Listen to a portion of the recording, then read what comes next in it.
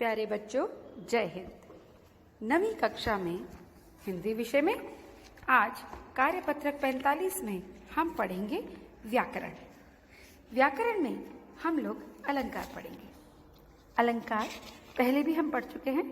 हम जान चुके हैं कि अलंकार का अर्थ है आभूषण। जो कविता को सजा दे वो आभूषण, और कविता के आभूषण तो उसका शब्द ही होते हैं। तो जो शब्दों से सजा दे शब्द अलंकार कहलाते हैं। पिछली बार हमने अनुप्रास, यमक और श्लेष 3 शब्द अलंकार पढ़े। आज हम पढ़ेंगे अर्थ अलंकार। यानी इस बार हम देखेंगे कि कविता में अर्थ बदल देने से किस तरह से सुंदरता बढ़ जाती है। अर्थ को चमत्कृत या अलंकृत करने वाले अलंकार अर्थ अलंकार है। जिस अलंकार में अर्थ के प्रयोग करने से कोई चमत्कार उत्पन्न होता है उन्हें अर्थ अलंकार कहते हैं। यानी कि सीधी और सरल भाषा में हमने वो शब्द देखने हैं जिन शब्दों के द्वारा चमत्कार उत्पन्न हो रहा हो, कविता खूबसूरत बन जाती हो। तो अर्थ अलंकार में हम पढ़ेंगे उपमा अलंकार, उत्प्रेक्षा अलंकार, रूपक अलंकार, मानवीकरण और अतिशयोक्ति अलंकार। बच्चों, उपमा, रूपक और उत्प्रेक्षा 3 इस प्रकार के अलंकार हैं जिसमें एक वस्तु की तुलना किसी दूसरे के साथ की जाती है। 2 वस्तुएं समान दिखती हैं, लेकिन इसमें बहुत थोड़ा थोड़ा फर्क है।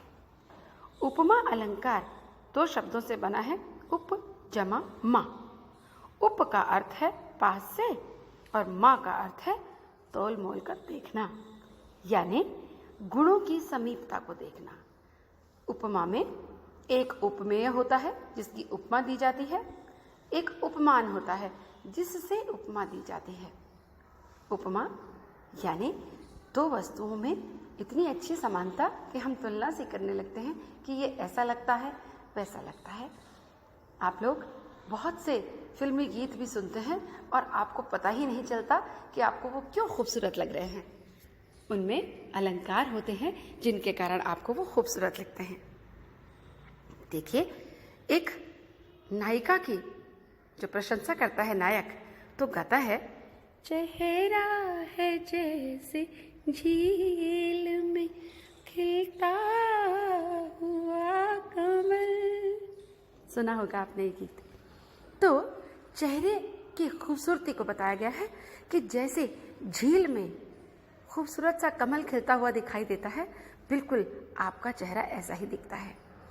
तो 2 चीज़ों की तुलना की गई है और तुलना करते समय एक शब्द इस्तेमाल किया गया है, जैसे, कि आप तो ऐसे लगते हैं जैसे कमल हो। तो जब उपमा अलंकार होता है तो उसकी पहचान ही ये है कि उसमें सा, सी या से, जैसा, जैसी, जैसे ऐसे शब्दों का प्रयोग हो रहा हो। सम, सरिस जैसे आपको शब्द भी मिलेंगे उसमें, क्योंकि जब हम ब्रज भाषा या अवधी भाषा पढ़ते हैं तो उसमें कवि जैसा के लिए या समान के लिए सम या सरिस शब्दों का उपयोग करता है। उदाहरण, पीपर पात सरिस मन डोला। पीपल के पत्ते के जैसे मन डोल रहा है। सरिस शब्द से पहचान लीजिए कि ये उपमा है। सागर सा गंभीर हृदय हो। हृदय कैसा गंभीर हो? सागर सा, यानी हृदय की सागर के साथ तुलना की गई है। इस तरह से बहुत से अन्य आप उदाहरण ढूंढ सकते हैं। मखमल से झूल पड़े हाथी सा टीला। आपको सा, सी और से इन वर्णों को देखना है और इन्हीं वर्णों के आधार पर चुन लेना है कि ये उपमा अलंकार है। अब दूसरा अलंकार है रूपक। रूपक में 2 वस्तुओं के गुणों की इतनी करीब से समानता की जाती है कि उपमेय को ही उपमान मान लिया जाता है।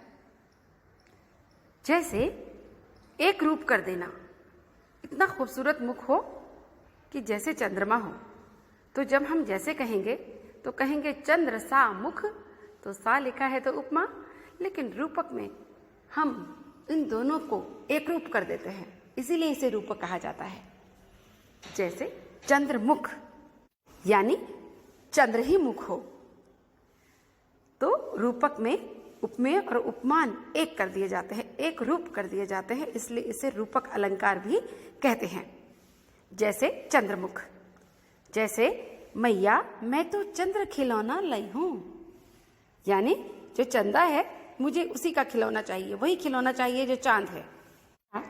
पायो जी मैंने राम रतन धन पायो, राम जो है वो रत्न के समान है, ऐसा धन है, तो राम जैसा रतन पाया है ये नहीं लिखा इसमें, सा सी से नहीं है, इसलिए ये उपमा नहीं है, राम रतन धन पायो लिखा है। शशिमुख पर घूंघट डाले अंचल में दीप जलाए, यहाँ शशिमुख चंद्र सा मुख, चंद्रमुख है ना। जब सा सी से लगता है तो उपमा है और उसकी जगह छोटा सा योजक चिन्ह लग गया है शशिमुख, तो ये रूपक है। इनमें आपने बहुत सावधानी के साथ चुनाव करना है कि ये उपमा है या रूपक है। इसी से मिलता जुलता तीसरा हमारा अलंकार है उत्प्रेक्षा। उत्प्रेक्षा का अर्थ है अनुमान, यानी संभावना व्यक्त की जाए।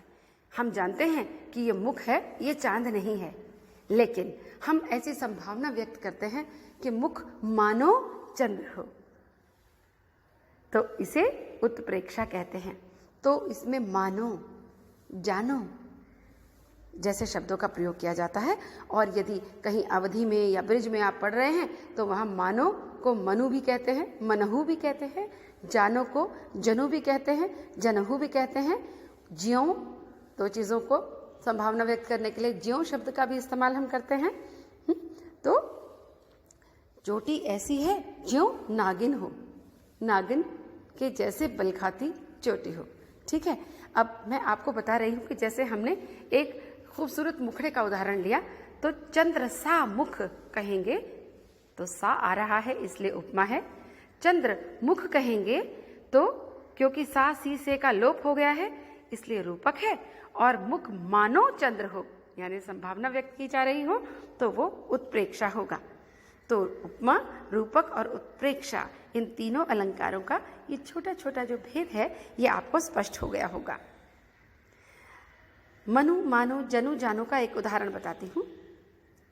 उस वक्त मारे क्रोध के तनु कांपने उनका लगा, मानो हवा के जोर से सोता हुआ सागर जगा। यानी क्रोध के मारे शरीर इस प्रकार कांपने लगा मानो जोर की हवा चली हो और सागर की लहरें बल खाने लगी हो। तो मानो में केवल संभावना व्यक्त की गई है कि इस प्रकार लग रहा था, ऐसा था, ये हम जानते हैं कि नहीं था।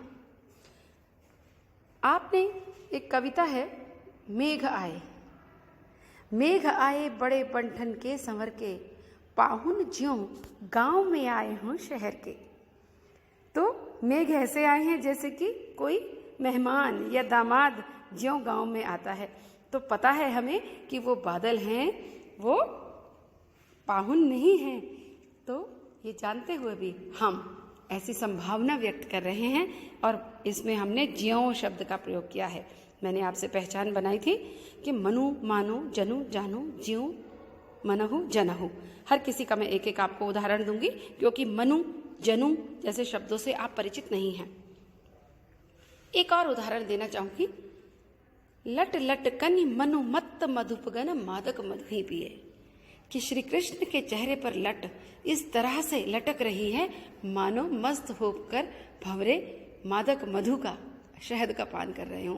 उनके मुख को कहा गया है कि इसका पान कर रहे हों, वो लट यानी भंवरे। तो यहाँ पर आपको अगर मतलब समझ में नहीं भी आ रहा तो आप देखिए इसमें मनु शब्द का उपयोग किया गया है। तो यहाँ पर उत्प्रेक्षा अलंकार है। तो आप उपमा, रूपक और उत्प्रेक्षा में अंतर समझ गए होंगे। चौथा है हमारा अर्थ अलंकार मानवीकरण। मानवीकरण शब्द को समझ लेंगे आप तो अर्थ अपने आप समझ आ जाएगा। मानवीकरण यानी मानव के जैसा बताना। जहां पर जड़ पदार्थ को चेतन में यानी निर्जीव को सजीव की तरह दिखाया जाता है, उस वहां पे मानवीकरण अलंकार होता है। यानी कोई निर्जीव हो और वो सजीव की तरह आचरण करता हो। जैसे वो चांद खिला वो तारे हंसे। अब बताइए क्या तारे हंस सकते हैं? नहीं हंस सकते ना। तो जब हमने तारों को हंसते हुए बता दिया तो ये मानवीकरण अलंकार है। और अभी अभी मैंने आपको बताया था मेघ आए पाठ, उसमें मानवीकरण की भरमार है। बूढ़े पीपल ने आगे बढ़कर जुहार की, पीपल को बूढ़ा बताया गया है और सांप ने ये भी बताया गया है उसने आगे बढ़कर नमस्ते की। तो नमस्ते करना, बुढ़ापा आना स्वभाव है मानव का। पेड़ झुक झांकने लगे गर्दन उचकाए, गर्दन उचकाकर झुककर पेड़ झांकने लगे, तो ये भी मानव का स्वभाव है। तो जब हम निर्जीव को सजीव की तरह आचरण करते हुए दिखाते हैं तो मानवीकरण अलंकार होता है। 5वां है आपका अतिशयोक्ति। अतिशय जमा उक्ति। अतिशय का मतलब होता है जरूरत से ज्यादा बढ़ा चढ़ाकर, और उक्ति का मतलब होता है कहा गया कथन। तो कभी कभी कवि भावनाओं में इतना बह जाता है कि वो बात को बढ़ा चढ़ाकर बता देता है, यानी वो भावों में बह जाता है। रामायण में एक जगह प्रसंग है कि लंका को किस प्रकार पलक झपकते ही हनुमान जी ने जला दिया। तो पलक झपकते ही तो फिर भी समझ में आता है कि पलक झपकी और उन्होंने अपनी पूंछ से सबको जला दिया, पूरी लंका को जला दिया। किंतु पलक भी न झपकी हो और आग भी नहीं लगाई हो और तब भी लंका जल जाए, क्या ये संभव है? नहीं, ये संभव नहीं है। लेकिन उनकी फुर्ती का, उनके बल का जो उन्होंने अनुमान लगाया है, जो उन्होंने वर्णन करने की कोशिश की है कवि ने, तो थोड़ा सा बढ़ा चढ़ाकर वर्णन कर दिया है। अतिशयोक्ति अलंकार है वहां। हनुमान की पूंछ में लगन न पाई आग, लंका सिगरी जर गई, गए निशाचर भाग। कि हनुमान की पूंछ में आग लगी भी नहीं थी अभी कि लंका भी जल गई और सारे निशाचर भी भाग गए। तो उक्ति कथन बहुत अच्छी है, लेकिन थोड़ी सी अतिशय ज्यादा हो गई है, इसलिए अतिशयोक्ति है।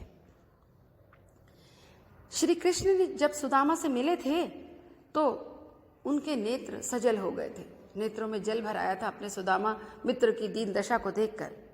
तो वहां पर एक प्रसंग है, पानी परात को हाथ छुइयो नहीं, नैनन के जलसों पग धोई।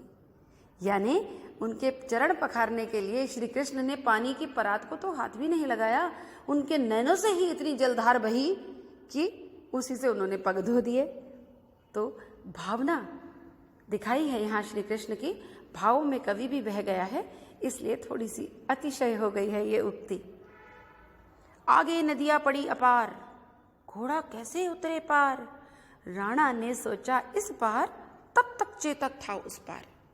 देखिए कि आगे बहुत बड़ी नदी पड़ गई, राणा ने सोचा ये घोड़ा कैसे उस पार उतरेगा, पर यहाँ राणा तो सोच ही रहा था, चेतक तो तब तक उस पार पहुंच भी गया था। यानी अभी उपक्रम किया भी गया नहीं था और चेतक वहां पहुंच गया था। तो अतिशयोक्ति से आप समझ गए होंगे, जब जरूरत से ज्यादा बढ़ा चढ़ाकर वर्णन किया जाता है तब। और जैसा कि मैं आपको बताती हूँ कि अपने आसपास के उदाहरण देखिए, और अलंकारों में तो फिल्मी गीतों से अधिक कौन सा उदाहरण हो सकता है आपके लिए। जैसे छुप गए सारे नजारे, ओए क्या बात हो गई, तूने काजल लगाया दिन में रात हो गई। समझ रहे हैं आप, दिन में रात का हो जाना केवल नायिका के काजल लगाने से ऐसा तो मुमकिन नहीं है। तो इसलिए ये भी अतिशयोक्ति अलंकार है। तो बच्चों, आज हमने अर्थ अलंकार में 5 अलंकार पढ़े। उपमा, जहाँ सा सी से के द्वारा उपमा दी जाती है। रूपक, जहाँ सा सी से भी इस्तेमाल नहीं किया जाता और इतनी करीबी से उनके गुणों की समानता बताई जाती है। और तीसरा उत्प्रेक्षा, जिसमें केवल संभावना व्यक्त की जाती है। चौथा मानवीकरण, जहाँ पर जड़ पदार्थ को चेतन की तरह, यानी निर्जीव को सजीव की तरह मानवीय क्रियाएं करते हुए दिखाया जाता है। पानी पीते पत्थर, हंसते हुए फूल आदि। और 5वां अतिशयोक्ति अलंकार, यानी आवश्यकता से अधिक बढ़ा चढ़ाकर वर्णन करना। तो कैसा लगा आपको, ये समझ आ गया होगा। यदि अब भी आपको कुछ समझ में ना आता हो तो मीनाक्षी मैडम से संपर्क कीजिए। आप व्हाट्सएप ग्रुप पे डालिए कि आपको क्या क्या समझ में नहीं आया, हम इस पर फिर दोबारा चर्चा कर लेंगे। तब तक के लिए मैं आपको यही कहूँगी कि आप जितना अभ्यास करेंगे व्याकरण आपको उतनी ही अच्छी तरह से समझ आती जाएगी। जितना आप अपने आसपास के उदाहरण ढूंढेंगे उस व्याकरण की पुष्टि करने के लिए जो आपने पढ़ा है, तो उतनी ही जल्दी वो आपको समझ में आ जाएगी। व्याकरण समझने की बात है, रटने की बात नहीं है। तो जल्दी से काम कीजिए और मीनाक्षी मैम को भेज दीजिए। धन्यवाद।